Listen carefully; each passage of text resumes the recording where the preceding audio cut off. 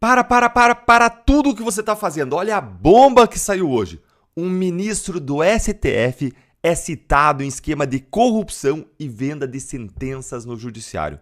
Fica comigo que no final desse vídeo eu vou contar para você qual que é o meu receio nesse caso, fazendo a ligação desse caso com outro caso. Olha aí comigo a notícia que saiu hoje. Mensagens incluem menção a ministro do Supremo. Integrante de esquema sob investigação diz ter proximidade com o ministro, cujo nome é mantido em segredo. Não está claro se a relação era real ou se o lobista estava indicando uma influência que ele não tinha. Como assim, Deltan? O que é isso? Recentemente veio à tona um grande esquema de venda de decisões judiciais dentro de tribunais superiores, inclusive do STJ, do Superior Tribunal de Justiça, o segundo mais poderoso do país. Eu já fiz 2 vídeos sobre isso, eu vou deixar para você aqui na descrição para você se inteirar e eu vou aqui para a novidade, para o que veio à tona. Mas antes, por que a Polícia Federal sabe que existia o esquema e não era apenas o que se chama de venda de fumaça? Como assim, Deltan, venda de fumaça? É o seguinte... Quando surgem pessoas, advogados, lobistas, dizendo, olha, eu consigo uma decisão no STJ, eu consigo uma decisão no STF, eu consigo uma decisão daquele juiz ou daquele procurador, tem 2 possibilidades aí, 2 hipóteses. Primeiro, é verdade que consegue, ele compra, tem uma corrupção do juiz, do procurador, do ministro, mas existe uma segunda possibilidade, que esse advogado, esse lobista, ele está garganteando, que ele está vendendo uma influência que ele não tem. Nesse caso, a gente diz que ele está vendendo fumaça. Tem fumaça de corrupção, mas não tem fogo de corrupção. E essa venda de fumaça é uma venda de prestígio, é um estelionato quando não existe efetivamente essa influência nas decisões, quando não existe efetivamente uma corrupção, uma venda de decisões judiciais. E como que a polícia sabe que existia fogo e não apenas uma venda de fumaça? Porque, em alguns casos, a polícia encontrou a decisão que sairia depois no STJ sendo transacionada, sendo mostrada pelos intermediários do esquema, mostrando as decisões que ainda não tinham saído, que iam sair corretas até na vírgula, ou seja, idênticas àquelas que iam sair dias, semanas depois. Isso mostra que existia, evidentemente, alguém lá dentro no tribunal, fosse um ministro, fosse um assessor, que efetivamente estava vendendo essas decisões. Senão não tinha como intermediário apresentar exatamente a mesma decisão que ia sair. E tem ainda um ministro que recebeu uma transação financeira de um desses intermediários do esquema. Isso também está sob investigação. Então, existem aí evidências de que existia mais do que uma simples venda de fumaça. Segue aqui comigo que essa matéria curta vale a pena a gente ler junto e acompanhar. É bem curtinha. As mensagens encontradas no telefone celular de um advogado morto em dezembro do ano passado, lá em Cuiabá, Mato Grosso, foi só por isso que esse esquema veio à tona, porque o advogado foi morto, foi assassinado, a polícia prendeu o celular, encontrou essas mensagens das vendas e decisões. Então, essas mensagens do celular do advogado morto levaram à descoberta do suposto esquema de venda de decisões judiciais e essas mensagens incluem menção ao nome de um ministro do STF. O Platô BR, que é o veículo jornalístico aqui, apurou que nas mensagens, um dos integrantes da quadrilha insinua ter proximidade com esse ministro do STF. Não há, porém, dados concretos que indiquem que ele estava falando a verdade, ou apenas vendendo fumaça, vendendo influência que não tinha. Ou seja, em relação a esse ministro do Supremo, ainda não se sabe se existia uma venda de fumaça ou se existia fogo de verdade. Em relação a outros, como eu mencionei, do STJ, já se sabe que existia fogo. Mas em relação a esse do Supremo, ainda não se tem essa informação, ainda não se tem essa prova concreta. Vamos avançar. Segredo absoluto. O nome do ministro citado é mantido em segredo. A menção está na íntegra do material obtido por investigadores do Mato Grosso ao ter acesso ao celular do advogado morto. Era por meio desse aparelho que o advogado se comunicava com o lobista Anderson Gonçalves, que é apontado como chefe desse esquema que vendia um acesso privilegiado a decisões de ministros de outra alta corte de Brasília, o Superior Tribunal de Justiça, que, como eu mencionei, foi o berço da investigação e em relação ao qual existe aí prova de que existia mais do que venda de fumaça. Um dado importante aqui, gente, por que sigilo absoluto? Por que segredo? Sigilo num processo, numa investigação, só serve para você ter eficiência de investigação, porque os investigados não podem saber que você está investigando, senão uma busca e apreensão não vai ser frutífera, eles vão destruir os materiais, as provas. Ou serve ainda para você garantir, proteger a intimidade dos investigados quando tem lá fotos íntimas, quando tem lá dados bancários e fiscais.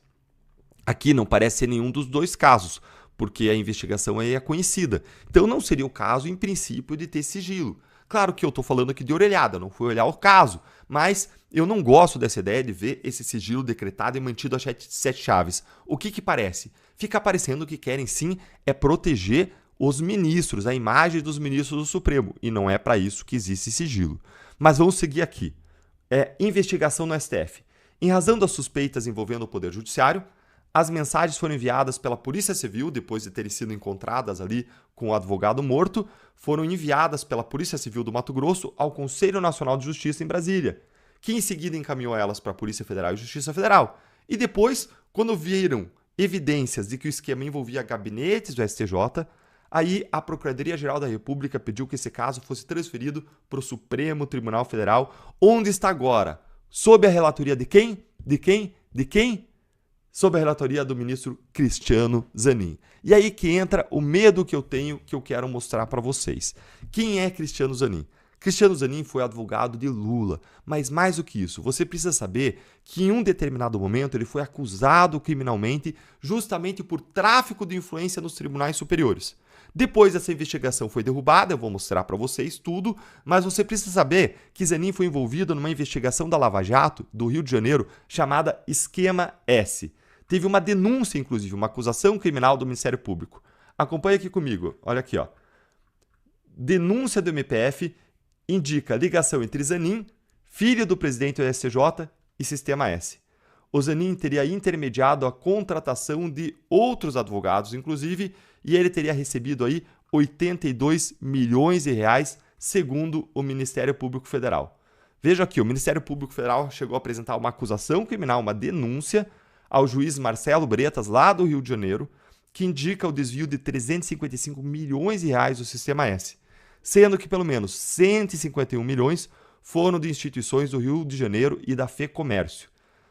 Entre os denunciados estavam, de um lado, Cristiano Zanin, que é advogado do Lula, foi advogado do Lula, e do outro lado, advogados, inclusive, de pessoas da direita, a Ana Tereza Basílio, da defesa do governador afastado Wilson Witzel, o advogado Eduardo Martins, filho de Humberto Martins, que era presidente do STJ, ou seja, gente muito poderosa, muito influente, e se tornaram réus no caso, foram acusados criminalmente. A investigação do MPF aponta que, de setembro de 2012 a março de 2013, Cristiano Zanin Martins, hoje o relator desse novo caso no STF, em sociedade com o advogado Roberto Teixeira, teria assinado contratos suspeitos com a FEComércio. Segundo os procuradores, os acordos teriam sido usados como pretexto para que os advogados influenciassem o presidente do Conselho Fiscal do SESC, Carlos Eduardo Gabas. O MPF indica que Zanin teria ainda intermediado a contratação de outros advogados. Durante 2014, 2 advogados, por sua vez, teriam indicado a contratação de outros 2 advogados. E aqui vai o esquema. De onde que veio tudo isso, gente? Isso aqui tudo veio, inclusive o MPF faz toda uma linha temporal, veio de uma delação premiada que teria sido corroborada por alguns elementos, algumas provas, algumas evidências e teria levado à acusação criminal. A acusação criminal foi aceita pelo Marcelo Bretas, juiz da Lava Jato do Rio, que entendeu que existia viabilidade para um processo criminal e o processo começou, mas morreu precocemente. O que aconteceu? Esse caso aí que surgiu na Lava Jato, ele foi barrado no Supremo Tribunal Federal. Adivinhe por quem? Por quem? Pelo ministro Gilmar Mendes, exatamente de Mato Grosso. Esse ministro foi e barrou o avanço da operação do Sistema S e anulou as decisões todas do Marcelo Bretas, dizendo, não, veja bem, não é a competência da Justiça Federal, é a competência da Justiça Estadual. E mandou para a Justiça Estadual e lá o juiz entendeu que essa investigação seria uma criminalização da advocacia e enterrou esse caso, anulou o caso, enterrou a investigação, derrubando essa investigação. Mas, e aí, aqui tem as explicações dos advogados nas matérias, dizendo que eles não tinham nada, que não tinha nenhuma relação, que era uma perseguição, que era um absurdo, que isso e aquilo. Se vocês me perguntarem, eu acredito muito no trabalho dos colegas do Rio de Janeiro, da Lava Jato do Rio de Janeiro, um trabalho muito sério, muito consistente. E na minha leitura, esse caso foi precocemente encerrado aí pelos tribunais, com uma série de outras investigações envolvendo gente importante, foi precocemente encerrada. Mas a última palavra aí cabe aos tribunais.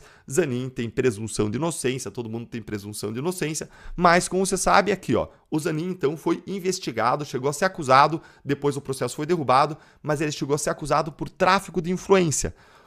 E aqui eu quero fazer uma explicação para vocês muito rápida. O que é o tráfico de influência? É você dizer que você tem uma influência perante autoridades e você vender essa influência. Você tem uma influência que não seria simplesmente o argumento, a força da lei, a força dos fatos. Você teria uma amizade, você conseguiria lá dar um jeitinho para a decisão sair favorável. Eles foram acusados por esse tráfico de influência e é diferente da corrupção, porque na corrupção você vai lá e você paga o ministro, você oferece um benefício para ele dar uma decisão favorável a você. Agora, em vários casos de tráfico de influência, não nesse especificamente que foi trancado, foi derrubado, mas em vários casos você acusa por tráfico de influência porque você não chegou a provas de corrupção. Pode até existir uma corrupção.